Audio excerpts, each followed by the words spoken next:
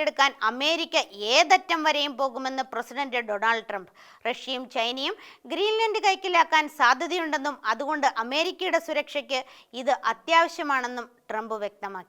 ഭാവിയിൽ റഷ്യയോ ചൈനയോ ഗ്രീൻലാൻഡ് കൈവശപ്പെടുത്തുന്നത് തടയാൻ അമേരിക്കയ്ക്ക് ഗ്രീൻലാൻഡ് സ്വന്തമാക്കേണ്ടതുണ്ടെന്നാണ് പ്രസിഡന്റ് ഡൊണാൾഡ് ട്രംപ് പറയുന്നത്. സമാധാനപരമായ ചർച്ചകളിലൂടെയോ അല്ലാതെയോ ഗ്രീൻലാൻഡ് സ്വന്തമാക്കുമെന്നും ട്രംപ് പറഞ്ഞു. റഷ്യയും ചൈനയും ഈ പ്രദേശം കൈക്കലാക്കാൻ സാധ്യതയുണ്ടെന്നും അതുകൊണ്ട് അമേരിക്കയുടെ സുരക്ഷയ്ക്ക് ഇത് അത്യാവശ്യമാണെന്നും അദ്ദേഹം കൂട്ടിച്ചേർത്തു. വൈറ്റ് ഹൌസിൽ എണ്ണക്കമ്പനി എക്സിക്യൂട്ടീവുകളുമായി കൂടിക്കാഴ്ച നടത്തുന്നതിനിടെ മാധ്യമപ്രവർത്തകരോട് സംസാരിക്കുകയായിരുന്നു അദ്ദേഹം. ട്രംപിന്റെ ഈ ഭീഷണിയിൽ ഡെൻമാർക്കും മറ്റ് യൂറോപ്യൻ രാജ്യങ്ങളും വലിയ ഞെട്ടലാണ് രേഖപ്പെടുത്തിയിരിക്കുന്നത്. ഗ്രീൻലാൻഡ് ഡെൻമാർക്കിന്റെ ഭാഗമാണെന്നും അവിടെ സൈനിക അധിനിവേശം നടത്തുന്നത് ലോകസമാധാനത്തെ തകർക്കുമെന്നും ഡാനിഷ് പ്രധാനമന്ത്രി മുന്നറിയിപ്പ് നൽകി.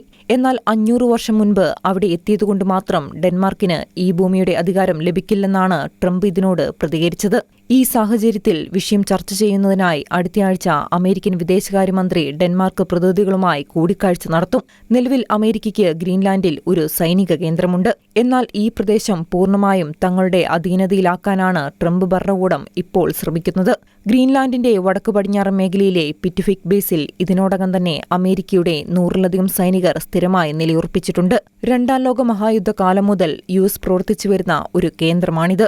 ഡെൻമാർക്കുമായി നിലവിലുള്ള കരാറുകൾ പ്രകാരം ആവശ്യമായ സൈനികരെ ഗ്രീൻലാൻഡിലേക്ക് എത്തിക്കാൻ അമേരിക്കയ്ക്ക് അധികാരമുണ്ട്. എന്നാൽ ലീസ് കരാർ മതിയാവില്ലെന്നാണ് ട്രംപിന്റെ നിലപാട്. ചൈനയിലെ ജനങ്ങളോട് തനിക്ക് സ്നേഹമുണ്ട്.